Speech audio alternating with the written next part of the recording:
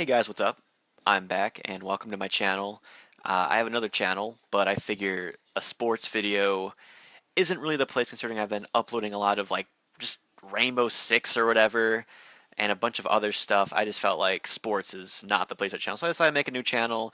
I'm probably not going to be very active on here, just going to talk about my opinions on sports and stuff like that on here. So first off, I'm a Bears fan and obviously Mitchell Trubisky. Mitchell Trubisky, North Carolina quarterback. A lot of questions around him considering he didn't get a lot of starting time until last year. And I'm not going to really give my opinion on him until after with the stats here. So I'm going to, let's see, Mitchell Trubisky, let's compare him to arguably the greatest quarterback of all time, Peyton Manning. And I'm just going to be comparing their college stats because I know Peyton Manning had a really, really good college career. I'm not gonna like. I guess I could say Tom Brady, but I mean Tom Brady was the second to last pick for a reason. So I wanted to compare him to a guy like Peyton Manning, who's had great NFL success and great college success. I think Peyton was the first pick I want to say when he came out years ago. So let's get into this shit. Mitchell Trubisky, 6'3", 220, so he's got nice size, and he ran a 4.67 40-yard dash. And when you watch Mitchell, he's got a nice arm on him and stuff like that. But when this guy can get going, he can burn you. I mean, this guy can move pretty well. I'm not going to sit there and say he has like a Michael Vick speed or nothing, but he can move pretty well. So he's very versatile, which, adds, a lot of value to him. He played 31 games and didn't get over 78 passing attempts until 2016 when he would have 447. So there was a huge jump in 2016 and he really put his name on the board. Overall, in his 3 years, he averaged 67.5 completion percentage, and his best year was his sophomore year when he would throw 47 times and complete 85.1% of his passes. Now, that's a great number as far as the percent goes, but 47 times. I feel like you put any quarterback in the NFL out there and they throw 47 times and maybe they have a nice little year on them. Of course they're going to complete 85.1%. That's a good number, but only 47 times. That's not a very great number to go off of. That's very small. And his final year, which was the year when he had a lot of reps, he had a 68.0 completion percentage and was a starter all year, which that's not as good as 85.1, but that's coming more down to earth, and I think that's a very, very nice completion percentage. And in his total, he would have 41 touchdowns and 10 interceptions, which is a very nice ratio. And he would have a 157.9 rate, QB rating, which is very, very good. And just Trubisky averaged 150 yards a game and averaged 18 passes per game, which isn't the greatest number. And now Peyton Manning's college stats, he's 6'5" and 230, so he's about 2 inches taller than Mitchell. He ran a 4.8 40 time. And my thing with Peyton is no disrespect to him, but he's scared to come out of the pocket. I mean, he's a pocket passer, so he can't come out of the pocket. And obviously, as a quarterback, you want your quarterback to throw the ball. But I like Mitchell in the sense that he can throw the ball and he can run very well. So I mean, he was scared to come out of the pocket. In 45 games played, he played 45 games, and in Peyton's first year, he threw the ball 144 times. Every year after, he threw at least 380 times. So this guy was throwing the ball a lot more than Mitchell ever did. And he had a 62.5 completion percentage, which is significantly less than Mitchell's. But then again, he's throwing the ball significantly more. Peyton Manning's best year was his sophomore year, where he would throw 380 times and complete 64.2% of his passes, which his numbers were around that. His numbers were ranged between, I think, 61% and 64.2. So he stayed between there every year.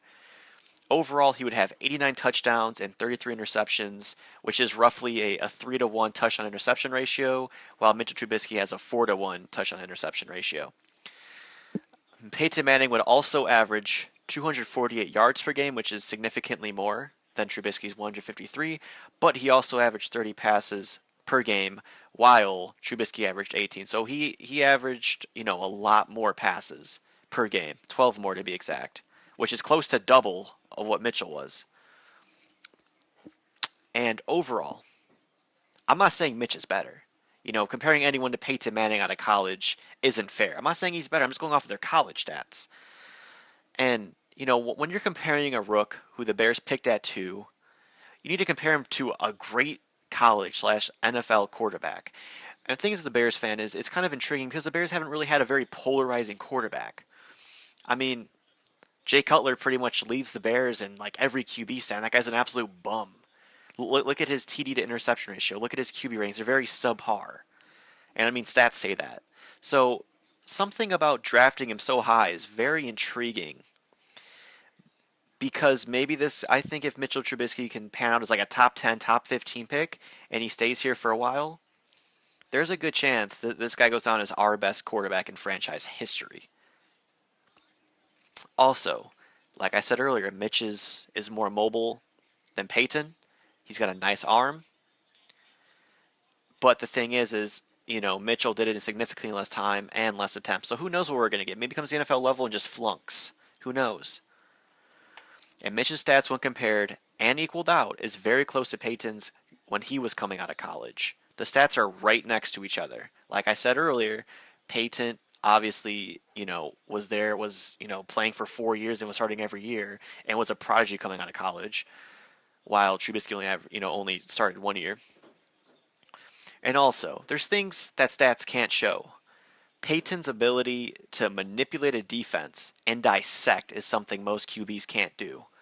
I mean, just watch him. I mean, at 40 years old, he had already accuracy, but I mean, his arm was weak, he was injured or whatever. But I mean, this guy always had the ability to just manipulate defenses. You see him running the shot clock down to 1 second because he was dissecting the defense. That's something you can't show, via stats. And also, Mitch took, I believe it was 98% of his snaps out of shotgun. And we need him to take much more under center if he wants to be a good NFL QB. Now my thing is I don't think Mitchell is going to be, completely, out of place when he's taking snaps under center. I just think we're going to need to work on it, and we're going to have to give him a lot of reps with the first team. And I think, if they can do that, they can really emphasize getting him more snaps under center. I think he'll be fine. I mean, it's not that big of a deal. It's not like, oh, hey, he has accuracy problems, which that will take a while.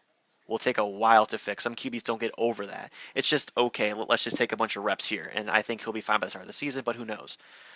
Another thing with taking snaps out of center is luckily the Bears have an elite interior. Left guard, you got Josh Sitton, who blocked for Aaron Rodgers all those years.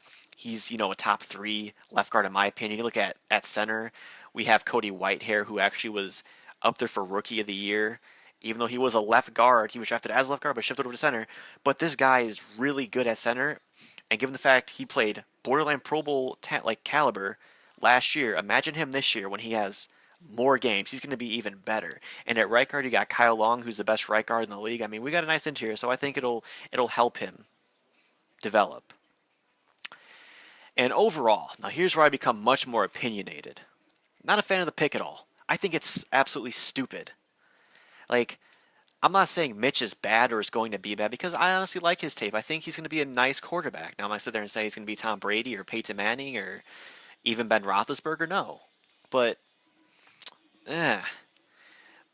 my thing is, another thing is when you pay an above-average QB, young QB like Mike Glennon, $15 million a year, which puts him at the 23rd highest paid quarterback in the NFL, you need to test him out first. I mean, the Bears basically, got this guy to replace Cutler. He's 27 years old, put up really solid numbers when Tampa Bay when he was playing, and they don't even they don't even test him out first. They don't even see if he's good or bad. And my thing is hypothetically speaking, what if both quarterbacks pan out? What if Mitchell pans out as a number 2 quarterback? And what happens if Mike Glennon continues to grow like a 27-year-old quarterback who put up good stats in Tampa Bay? What if he continues to develop? Then what do you do? Now it just seems like you wasted a pick because guess what? You could have went out there and got Adams or Thomas and had a nice quarterback like Glennon, who I'm not going to say I'm super high up on Glennon, but I think this kid has got talent. So then what? You just wasted your number 2 pick because they traded up? Also, speaking of number 2 pick, they had to give up 4 picks to move up 1 spot. And in every mock draft, except for a handful, San Francisco picked Solomon Thomas. They're in love with Solomon Thomas. I understand teams could have traded up or whatever, but still, San Fran really wanted Solomon Thomas. And the thing is the Bears had legitimate needs heading into the draft.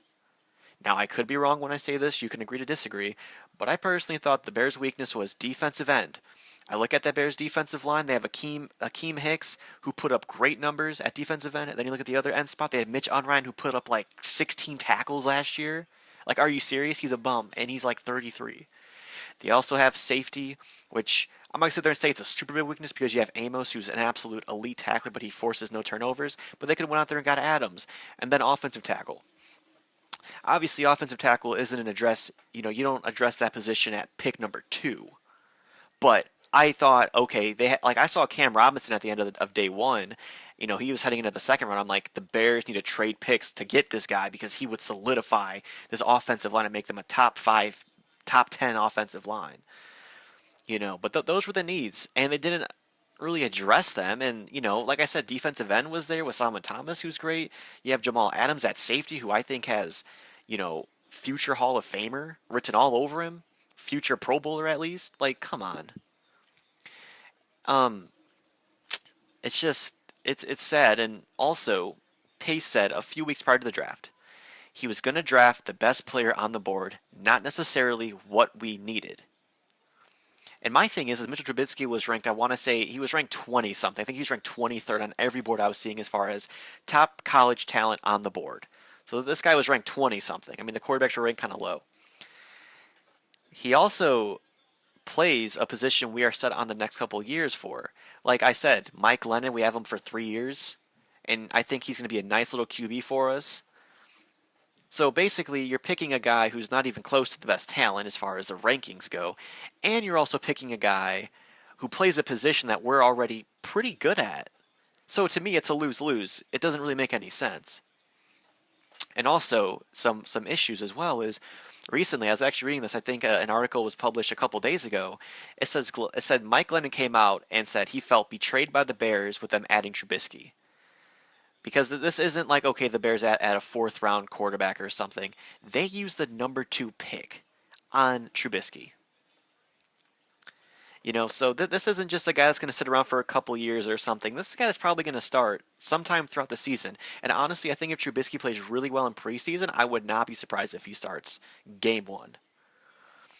And my thing is Mike Lennon should feel betrayed. He was paid starter money at $15 million a year, promised the starter role, and Pace even came out publicly a few weeks prior to the draft and said, oh, this Glennon is our guy. So, he kind of backstabbed him in a sense. And my thing is does Glennon want to be here anymore? Should he even put all of his effort towards a team that doesn't even need him anymore? Another thing is will free agents of the future look at how the Bears handled Glennon's situation to be turned off? Because I'm just saying, just generally speaking, when you promise a big free agent this, and this, and you do the complete opposite and strip it from them, why would they want to play here? I hope it doesn't cause collateral damage, but I don't know. And my thing is hopefully Trubisky pans out. We traded a lot of picks, and we got a guy that we did not need. Did not need. If Trubisky does not pan out, the Bears, I see, fire Pace, and they may even clean out the coaching staff. Like there's jobs on the line with this, and I really like this coaching staff. Like I think, we got nice defense, we got a nice. I really liked Pace prior to this draft. I really did like him. Like I liked his steals. I mean he drafted Adrian Amos, who led the team in tackles the year he was here. He drafted Jordan Howard in the 5th round. He drafted a whole bunch of other guys, and I really liked him. And I think he's a really, really good GM prior to this draft. Hopefully, who knows? I mean, I can't speak about the draft. We haven't even seen the players play yet. But I hope Pace is brilliant for this. I don't have a lot of faith in people in general, let alone my sports teams. But I hope Pace is brilliant for this. I really do. I'm not going to hope for the downfall of a quarterback because that'll be the downfall of our team. So hopefully you guys enjoyed this video. Like I said, I'm not saying Trubisky is better than Peyton Manning, but I'm just comparing, arguably the greatest QB of all time, college and NFL, to him, and the stats are very similar. But yeah, everyone out there, just please send help. We need help. Like I'm saying this, if Trubisky does not pan out, hell is gonna break loose, dude. Hell is gonna break loose. So, all right. Well, anyways, hope you guys enjoyed this video. It's 15 minutes now. Uh, yeah. I'll see you guys later. I'll probably make videos in the near future. How about them Browns though? I'm really liking what the Browns did in the draft. Uh, my boy Deshaun Kaiser out there. But yeah, I'll see you guys later and peace out.